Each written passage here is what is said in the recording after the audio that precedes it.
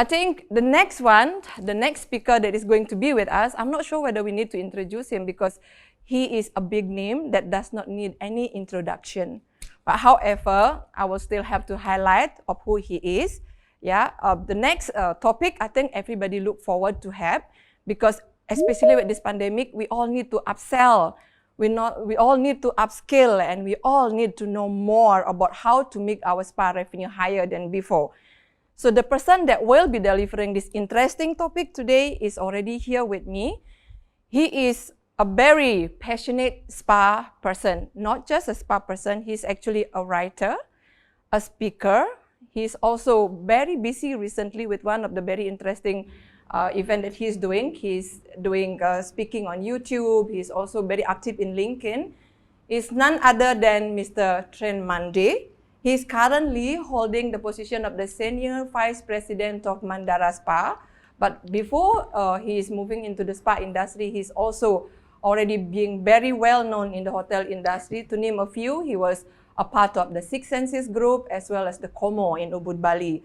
So without further ado, I would like to invite Mr. Trent Mande to come to the stage and to do the next presentation. With that, I will leave the stage to Trent to share with you the upskill, up knowledge and up know, so that we are looking forward to hear all the good things about how to make more revenue. Trent, all is yours. Thank you. Thanks, Ayu. Actually, guys, I could be that technical difficulty that Andrew was speaking about, because what I really want to talk to you about today is the Great Reset. There it is. We've had our first technical glitch. I told you that. Because spas, for a long time, I think have had some issues, and it's something I've spoken to you about before. If you've ever heard me speak at a presentation before, I've been saying for some time that we've got some issues in the spa industry. But before I start that, I want to talk about the C word. And the C word is something that we've all been hearing a lot about. COVID-19. COVID-19 is probably not the cause of your problems. We think it is. We like to blame it because it's easy to blame COVID-19 for all of our problems. But it could be the catalyst. It could be the catalyst that you need for the change that you need to make. And more importantly, it can actually give you the cover that you need. Whereas once upon a time, you couldn't make those decisions, you couldn't do anything wild and crazy because the environment we worked in, the hotels and the spas where we worked in, weren't willing to accept the need for change. Now, as a result of this last year or so with COVID-19, they know that we've got to make some changes now. We don't really have a choice. We could have just pretended everything was okay, but now we don't have a choice. And more importantly, like I said, now you have the cover. You can go and do those crazy things, try things that you'd never thought about before, because now, thanks to COVID-19, even though it wasn't the cause, even though it may not be the catalyst, it definitely can be the cover. But it's important that we keep it real, and we've got to be real to ourselves. There's a few slides from a presentation I did some time ago talking about the issues that we have in the hotel spa business in general. And the reasons why I said that I think we need to look at reconfiguring our business model. And the reason's very simple. Our capture rates are relatively low. Our occupancy rates are relatively low. Our average checks have kind of hit the peak of what we can really charge. We've hit the ceiling of what we can charge for a spa treatment. And as a result of that, our profits are declining. Because the reality is our expenses keep going up and we can't charge any more for what we do, so our profit margins keep shrinking. So let's be realistic about what was facing us before. Let's not blame it all on COVID, but let's use COVID as the cover we need. The greatest thing, I think, about the spa industry, and particularly now more than ever, is this. When you look at this glass, the question is it half full or half empty? And of course, most people in the spa business would like to think this glass is half full. But I actually reckon it's half empty. And I think that's a good thing, because in the empty lies the opportunity. We can't do anything about the water that's already in the bottom of this glass. That's already done. That's where we are today. But what we can do is change and impact the bit that's unfilled, the bit that's left. So in the empty of that glass is the opportunity that we need. And again, we've got the cover, we've got the opportunity now. Hotels are going to listen to what we say, whereas before maybe they wouldn't. We have the chance to make it now. And I think it's important that you ask yourself this question, and not rhetorically. I've heard a lot of people ask, why me? Why my industry? Why did the spa have to close down? Why other businesses are allowed to open? Why have I run out of money? It's important that you ask yourself these questions and answer them seriously. Why did you run out of money? Well, because maybe you only had 3 months worth of cash flow in your bank and all of a sudden you've been shut down for 12 months. Now, to be fair, I had just a little over 3.5 months of cash flow in our business as well. Fortunately, we had some reserves because we're lucky that we're backed by a big company. But if you weren't, most people probably thought 3 months was enough cash flow. Now we've seen that in a case like now, it's not. If you had 6 months worth of cash flow in your bank to cover your operations for 6 months as they were, with the reduced expenses and shutting down a few days of the week and those kind of things, you could have survived the last 12 months relatively comfortably. Why me? Why didn't I have another revenue stream? When the spa was closed down, I could have been selling retail online. Spas traditionally haven't been great at selling retail in general, and certainly not online. We were stuck in one revenue stream only. So why me? Well, maybe that's why. You can blame COVID, but the point is you needed to have a flexible model. You needed to have some cash in the bank. And why was spa not considered an essential service? And this is where I think you, the delegates, need to put pressure on your associations and your industries to maybe try and increase the awareness about the spa industry. I know certainly the folks in the UK have done a really good job of now having awareness. It was too late for COVID because they all got shut down anyway. But as a result of this, they've started to really push the awareness at the government level. And it's important to understand now that whereas spa may not have been seen as an essential service, after people have been locked down and isolated for so long, now we start to realize that actually human touch is a good thing. Actually, we do need to have that human connection. And so now would be the time to start going out to those research bodies, the universities, the institutions, and get professional research done that says why we're providing value other than just a bit of beauty and a bit of relaxation. And you know, the white papers and things that come out of a meeting like this are great because they're from the industry representatives, but we need independent data, independent research that is really unassailable. You can't question the research that's been done. Mental health, mental awareness around mental health is something that we've spoken about a lot during this lockdown. A lot of people have had a lot of issues with mental health. Now, spas can help with that. Not saying that we're the answer, but we can certainly help with that. So ask yourself, why me? And don't just say why me in a rhetorical woe is me. It's not woe is me, it's why is me. Ask yourself the question seriously. Another thing I just want to say is you've got to understand the difference between crisis and chaos. Right now, we are in a crisis. We are still, for most of us around the world, in the middle of this COVID-19 crisis. And whilst we think we need to act, that's not the time to act. The time to act is when the chaos hits. On the other side of the crisis, we hit chaos. And in the chaos is where the real opportunities come up. So don't go out of control. And if you look at the explosion picture in the background there, if there's a bomb going off and the bombs are falling, there's no point trying to react too much other than just cover because you don't know where the bombs are coming from. But in the chaos, once the bombs stop, that's when you have to make your move. That's when you get out. So understanding that we are in crisis today, now is not necessarily the time to act, but now is definitely the time to bunker down and to try and make sure you've got all of your ducks in a row, make sure you've saved as much cash as you can.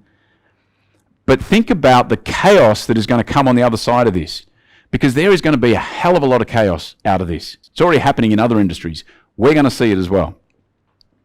And with that, I wanted to also tell you a little bit of a story. And this is not a shameless plug for Mandarin Spa, although it might seem that. Because back in the mid-90s, for those that remember, there was this little thing called the Asian financial crisis. And at that time, the hospitality industry, particularly in most parts of Asia, certainly in Bali, was crippled. And there was one particular guy who had a hotel that went from 70% occupancies up in Ubud to around 10% occupancies. He was basically empty now. And he was sitting around thinking, oh my God, what am I going to do? He happened to meet another guy who had actually just bought a great big piece of land in the middle of Kuta in Bali, and his plan was to build a big spa village, a place to do massages and things like this. But guess what? No tourists are coming to Bali anymore, just like it is now, and just like it is in many other countries. And so at that point, these two guys are sitting around over a coffee, and they said, well, hang on a minute, why don't we take the furniture out of the hotel room, throw a couple of massage tables in, and then get some of those girls that you've been training to do massage, and then we can try and sell massage services in the hotel, like a spa. We'll call it a spa. Mid-90s, there really wasn't anything called a hotel spa.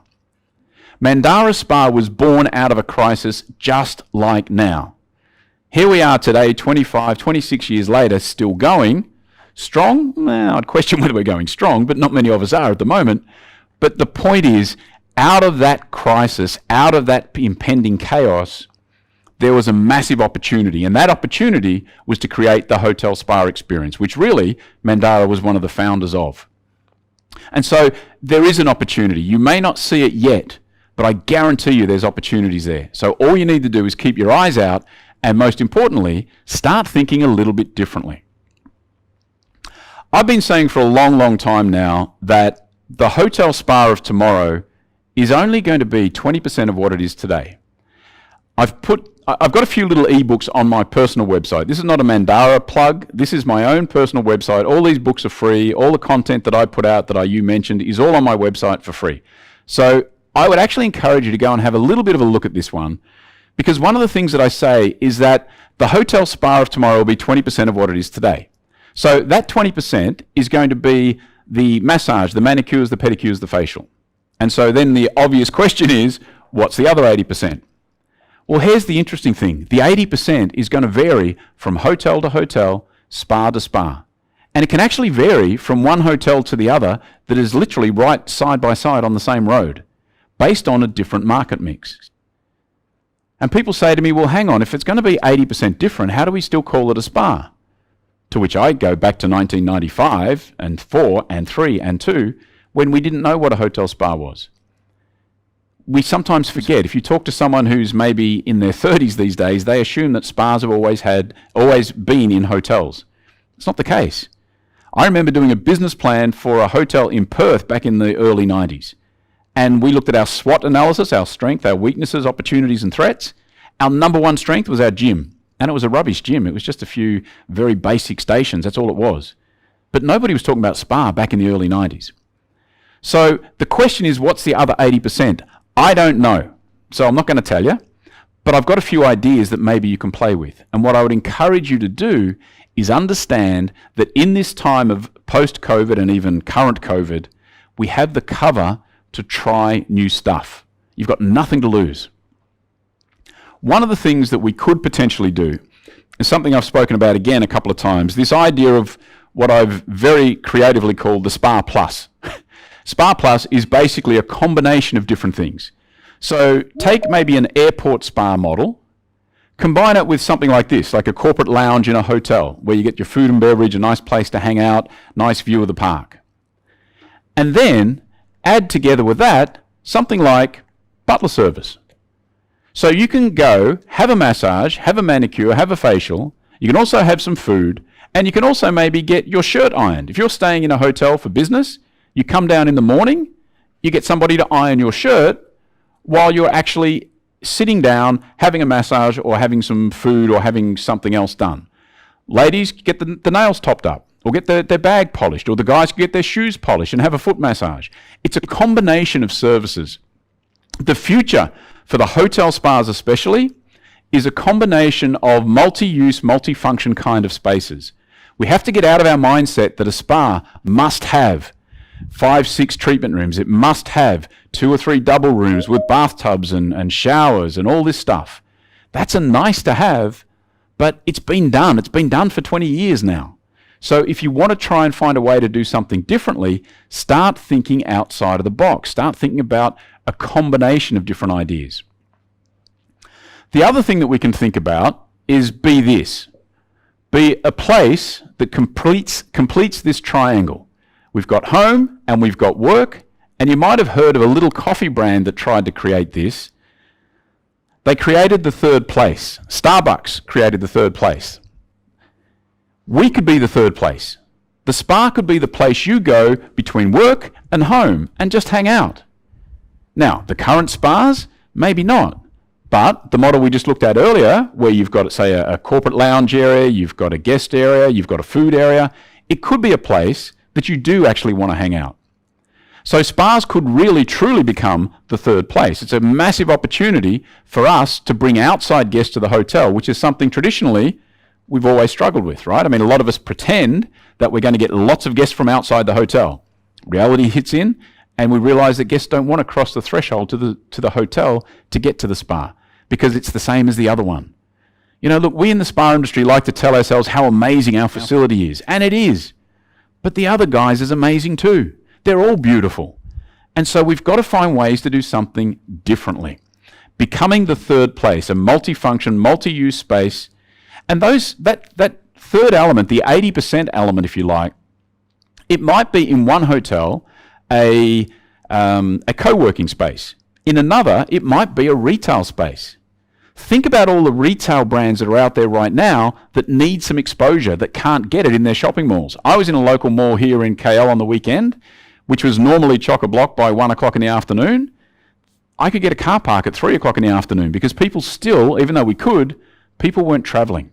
And I'm going to touch on that idea just a little bit later. The other opportunity for us is to potentially become the organisational face of wellness. And this is something that my good mate, Professor Jerry Bodecker, who a lot of you would know, he talked to me about this a while ago. And when Jerry said this to me at the time, I thought, what does that actually mean? And basically what he means is that we can be the guide for people into the wonderful world of wellness. Wellness is a confusing thing for a lot of people. We could go to the spa to be told where to go for wellness. Think about wellness real estate is a trendy topic. Everybody likes to talk about wellness holidays, wellness tourism. But where do you go for advice on wellness tourism? Where do you go for advice on the best supplements? Do you go to the supplement shop? Well, they're going to tell you the best one to buy based on the margin for them. You can go online, of course, but spas have a relationship with their customers.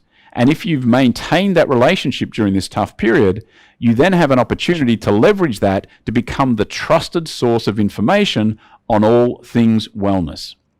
Today, you want to talk massive opportunity? There is no end-to-end wellness brand. And what I mean by that, if you think technology, you think maybe Apple or Samsung. If you think online shopping, you think Amazon. If you think wellness, what do you think? There's a million brands out there. Nobody has managed to tie it down yet. So it's a massive opportunity. Everybody's talking wellness. The spas could become the face of wellness, the place that the guests go to for information about wellness. Why couldn't the spa be the place to book my wellness holiday? Why not? Why couldn't the spa get that 10% commission for booking that guest on that holiday? Better still, why couldn't the spa have a list of all of the wellness real estate type opportunities around, all of the wellness housing developments that are around based on the various factors of wellness that they've implemented, whether it's something to do with the air quality or the furniture that's got low VOCs, whatever it is, there's massive wellness opportunities out there. If you could be the place people go to get advice on what wellness house to buy, what house is well enough for them, and you get a 1 or 2% commission on a $300,000 sale or a $500,000 sale, it's a lot easier than doing massages all day, I tell you. Another idea I want to throw at you was a blog post I wrote ages ago, which I kind of called The Machine Man. And The Machine Man was obviously a Marvel comic, as you can see here, but it's this idea in spas that we always like to think about the latest toys and gadgets and machines. We always want to have a new toy to play with. I think the idea of the Machine Man model would be, instead of us having to buy that equipment and then be stuck with an expensive piece of equipment that we can't necessarily swap out, and then when that trend goes away, think Vichy showers. You all know the Vichy showers, the massage table with the water jets on top. Great idea, but they're expensive to put in, and once you've got them, you really can't take them out. They're expensive to take out as well. So when you buy that machine, you're kind of stuck with it. What about, instead of doing that, we found a way to rotate our machines around? And so this is more of an idea as much as anything else for the suppliers of this equipment and the machines. Instead of you selling me a $20,000 facial machine or a salt machine or whatever you're going to sell me, or a cryo machine, why don't you make that mobile? Why don't you keep it, you keep the machine, and then you bring it to my spa and it stays in one of my rooms for 1 month or 2 months. We can book it in advance because we know it's coming, and we do a revenue share. And that way, you as the operator can own the upside. You know, if this machine is really as good as you say it is, then why would you want to just sell it to me and walk away? It doesn't make sense. And that, for me as the spa operator, means I've got much less capital requirement. So I can just come and basically take the machine for free. You come in and operate it with me, and we do a revenue share. And let's be honest, if you are the one that's using the machine with your people who've been trained, they know how to use that machine better than I do anyway. So if I just took the machine and got my people to try and sell that treatment, they may not sell it as well as your people. Your people are the experts. So that's an opportunity for people, I think, who are, number one, making the equipment, or number two, if you're an independent spa operator, or if you're just a person in the industry looking for your next opportunity, maybe what you could do is approach these equipment manufacturers, these machine manufacturers, and say, well, how about we do this? Let me be the operator, and we'll do a revenue share. I'll move it around from location to location. We'll book it out 12 months in advance. It's a whole new revenue stream. It's a whole new revenue model. It's a whole new business model, basically, for one particular segment of our industry. So that's another thing you might try. That's on my website too, if you want to go and check out Machine Man. I would really, really encourage you to have a look at the Blue Ocean Strategy Canvas. The Blue Ocean Strategy is basically this idea of trying to find untapped territory, trying to find the market that has not yet been exploited. We're going to use an example here from the actual book Blue Ocean Strategy, which I would really suggest you get your hands on. And essentially what this is 3 curves for circuses. The blue curve, or the blue line, is the Cirque du Soleil circus that we're all familiar with, the fancy Cirque du Soleil. The 2 red lines represent the traditional circuses. The top line is Ringling Brothers, which is the most famous circus brand around, I guess. And the bottom line is, the red line, is regional circuses. So it's essentially the same shape, as you can see. The difference is that Ringling Brothers score a bit higher, if you like. And so if you see the axis here right now, what you're doing on the bottom of the axis, you're identifying the different elements of the business. And on the upper axis, the vertical axis, you're identifying what's more important, like are these high or low rated criteria. For example, price. If we look at the red lines again, starting with the red lines, a traditional circus, the price point for traditional circuses was relatively low. Now, when it came to star performers, when it came to animal attractions, when it came to aisle concessions, which is the guys throwing peanuts at you down the aisles, that was actually a high element of the business. That was actually a reason that people would come, and or it was a reason that they actually made a lot of their money. And then if we look over towards the end, we see that unique venues are not really a thing. They have the one venue. Now, take a look at the blue line. Cirque du Soleil came in, and they said, well, hang on, we're going to sell our circus at a really high price point. So straight away, we're total opposite of what traditional circuses are doing. And we're not going to have star performers. We're going to have an ensemble cast. We're not going to have animal acts. We're not going to have any of that stuff. We're not going to have aisle concessions. And we're going to be in unique venues. And we're going to do things a little bit differently. And what you can see is a gap between the red lines and the blue lines. In that gap, in that empty, is the opportunity. So go and take a look at the Blue Ocean Strategy, take a look at the Blue Ocean Strategy canvas, and think about what elements of your business are like today and what elements you could change to be opposite, because in there is potentially an opportunity. Now, I'm not saying that means you're going to make money, but what I'm saying is if you've identified that the current model isn't working, and if you do opposite that, there's a good chance. What you do know is that if you continue doing what you're doing now, you're not necessarily going to get anywhere. You're going to continue to not evolve. Here's a really, really simple, basic example for a spa. The white circles represent today, the black squares represent tomorrow, what tomorrow could look like. So right now, in terms of price point, most of our spas are quite high. In terms of the facilities, they're all fancy and they're quite high. In terms of the choice of skincare, most spas don't have a big choice of skincare. They only have maybe 2 or 3 brands.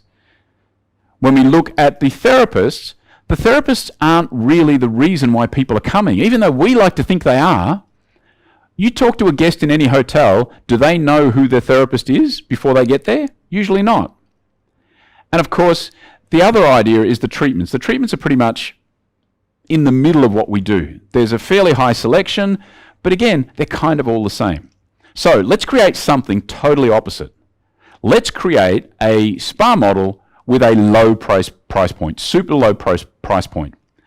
Basic facilities.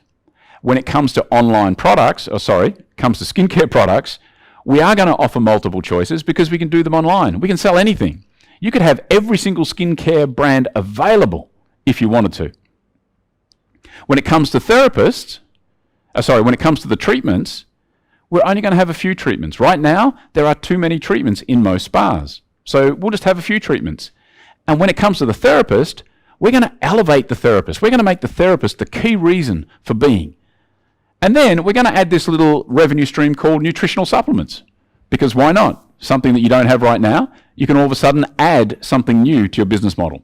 So that's a real basic idea of how you could apply the blue ocean strategy canvas to your spa, to a spa strategy canvas. So honestly, I would really implore you to go and have a look at that book, The Blue Ocean Strategy. You can probably get versions of it online for free. I'm not encouraging that. I'd like you to go and pay the authors because I think it's a great book.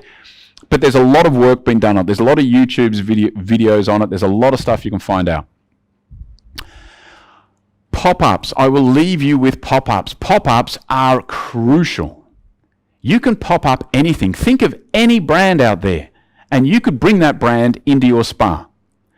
Pop-ups are the way for you to bring people into your spa, bring brands into your spa, partner with them, do a revenue share if you want or don't want, up to you. And then what you can do is you partner with these brands that are relative and related to wellness. So maybe it's a food brand, maybe it's a clothing brand, maybe it's a technology brand. And now you've got something new to offer your guests and your clientele. Pop-ups is a fantastic way for you to co-partner with other brands, other products, other services, and create something new in your environment. Now, the last message is very simply this. Ask yourself, if hotel spas did not exist today, what would you create in their place? And it's kind of hard to unimagine what is already here. But if you think about for 1 second, if the hotel spa didn't exist, like it didn't 25 years ago, or thereabouts, would we build exactly the same model that we have today? Would we build the same facilities? Would we build the same services? Would we have the same business model? Would we be charging the same price? Or would we do something completely different? I personally think we'd probably do something a little bit different. Now, if you want to find some of my content, I've done this little podcast thing called Trent 365, which was supposed to be for 365 days. Unfortunately, I've gone for 3.5 years, so now it's Trent 1,200 and something. But all of the content that I spoke about today is on my website. All of my videos, my podcast and everything is on my website. It's all free, so I'm not trying to sell you anything. LinkedIn is the place that I hang out and spend most of my time. So if you want to connect, let's connect on LinkedIn. We're going to have some questions and answers now, hopefully. And I think before we start the question and answer, though, I just want to say to you, anything that you want to talk about, ask me a question. Ask me a question about your business. It doesn't have to be related to the presentation. I've been around this game for a long time. As you can see, I used to have hair. I don't have a lot anymore. And so I may not have the answers to your questions, but I can certainly help you ask the right questions, I think. So with that, I thank you for your time, and let's chat. Boss? Thank you so much. I think everyone agree with me that we have been enlightened by Mr. Trent Monday. Now that we feel like we are ready to conquer the world, because it seems like, yes, we did forget about something. We just consistently looking at spa, wellness. There's a lot of other things that we actually can do just to combine this spa, make it more interesting, and make yourself a little bit more of extra income. Okay, now, those that would like to ask questions, you will see the raise hand button, the function, yeah? Please click that one and unmute yourself and then ask question. So, Mr. Trent, before I let Mr. Trent Monday go, I will hold him here for another 5 minutes if you don't mind. Sure. Yeah, so we will take as much as possible from the best knowledge of this person has. Don't let him go because he has been in the spa industry for the longest time and I have the privilege to work for him. So any one of you would like to ask, like he said, ask him about your business. If it is outside of the presentation, about the business of how to be like Mandarin Spa, you want to go to Russia, you want to go to Vietnam, you want to go to Maldives, here is your chance. He is the man of the hour. He knows mostly, but don't ask him a secret of his trade. So he might not going to share it with you, right? Don't ask me for a job either. We don't have any jobs going at the moment, but we can still connect. Yeah, anyone would like to ask any question? I see Mr. Donalds is online. Would you like to ask a question? Oh, Miss Susie, yes, please. Donald just likes his face. Introduce yourself and just say about the question that you would like to ask, and dear Mr. Trent Mandi here will actually answer your question. Hi. Unmute yourself, please, so that we can hear you. That looks Hi, like Sam. Sam. Hello, Hi, Sam. Unmute yourself, Sam.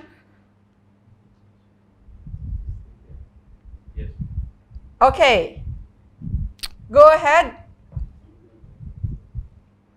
Or you can write it on a piece of paper and hold it up. I'll ask my question. Oh, yeah, we can hear you. Gotcha. Great. Okay, I'll ask my question. Trent, for people seeking to enter into the industry, what do you think the biggest challenge is today? The biggest challenge right now, depending on the country, really, I mean, each country is different. You know, I mean, there's opportunities in a lot of hotels, for example, where they've let go of their people. A lot of hotels over the last few years have run their own spas. And as a result of the lockdowns in various countries, like here in Malaysia, a lot of those hotels let everybody go. And so now, as they start to reopen, they want to have their spa available, but they don't want the hassle of the extra payroll because the payroll is going to be a challenge for them. So in a country like Malaysia, there's a massive opportunity for a spa operator to knock on the door of a hotel and say, listen, if you want to open your spa, let me know. So you can put them on our payroll instead of your payroll. And I think the challenge for the industry in general is that you've got a situation now where nobody knows what the future is. Nobody knows how it's going to impact us for or how long. But what we're going to do is go back to the way we did it before. And that may work. Maybe it will. Maybe in this new world, the way that it was before, because I'm saying the way before wasn't really working that well anyway. It had run its course. It could be that that business model of before is actually what's going to work now. So I'm having a lot of conversations with operators with hotels about opening new properties. And they're saying, well, some of these crazy ideas you're talking about, we should do that, right? And I say, well, maybe, but the world is not like it was before. I don't know when we'll travel again. So some of the models that I'm talking about work great for the international business traveler.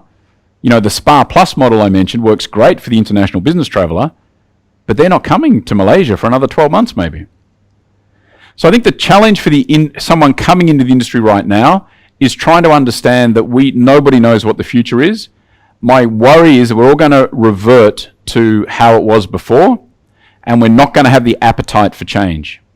I think if you're coming into the industry right now, come in, particularly if you're from another industry, come in with an open mindset and come in with an approach of saying everything that we do right now, if it doesn't work, if we start from scratch? If the spa didn't exist, and if you didn't know what a spa was, what would you put in the hotel? And it may not be what we see at the moment. Does that answer the question? Thanks. Thumbs up. Thank you, Sam. Any other questions? Anyone else would like to ask Trent a question? Just now I heard Susie would like to ask a question. Yes. Yes, Thank please go ahead. Go ahead, please. Yes, thank you, Miss Ayu. I'm always a fan of yours, Mr. Trent. Thank you. I'll send you the check. Yeah, to your, especially your videos done in LinkedIn and everything. So I was wondering, because this subject is not related to any of your topics that you mentioned just now. Mm-hmm. I was thinking like, will it be good if you have open yourself in Clubhouse where we can interact more often about what and spas? Yeah.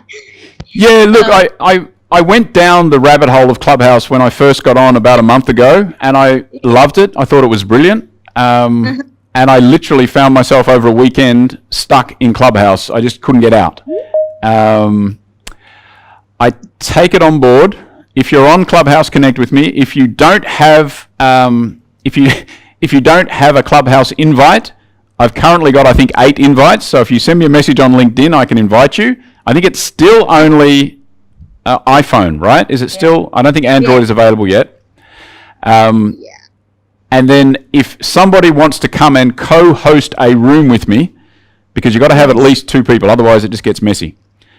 So if somebody wants to co-host a room on Clubhouse, then I'll do a Clubhouse next week, as long as you host it with me. Yeah, that's great. Yeah, that will be great. I'm already in Clubhouse, but I'll look for you. Find me. It's Trent Monday, all one word. Right. All right, Thank we'll you do it. very much. Excellent. There you go. We have another topic to discuss. There you go. Clubhouse, here we are. Okay, next question, please, because Mr. Trent had very little time left with us. No question? How do you stop dogs barking? No? Stop.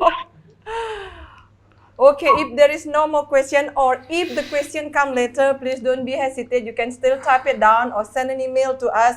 Any question at all, because this is what is Roundtable all about. We would like to help our industry, and we would like to make changes to our industry, not stay who we are. We wanted to do something different to make a change into our industry, especially with the experience that we have experienced for the past year. We can't count just one method of doing business. I think what Trent has shared with us today. Oh, one more question. Sorry. Okay. Sorry, if no one else was going to ask, I have to ask one more. Is that okay? Sure, no problem. Please do. Okay, industry intelligence, Trent. What can we do? How can we pitch it to owners to be willing to share their data so that we can improve our intelligence as an industry?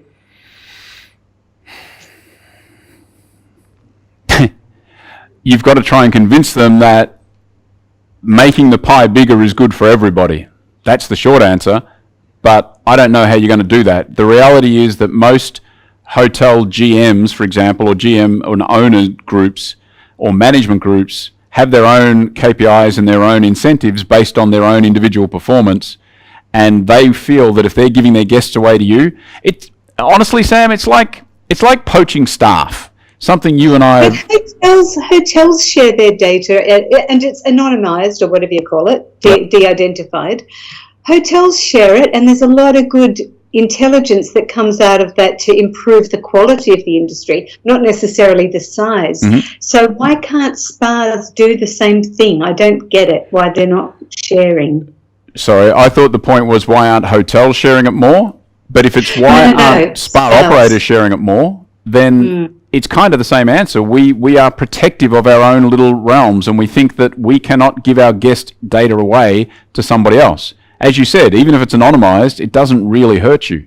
I think the other reason is, quite honestly, I remember when I first started going to these conferences 15 years ago or so, I would sit in the audience and I'd listen to people on stage talk about their beautiful capture rates, their beautiful average checks, their massive business in the spa.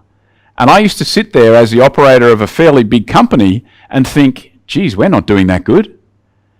And then I realized a little bit later, they're actually lying. They're not telling the truth.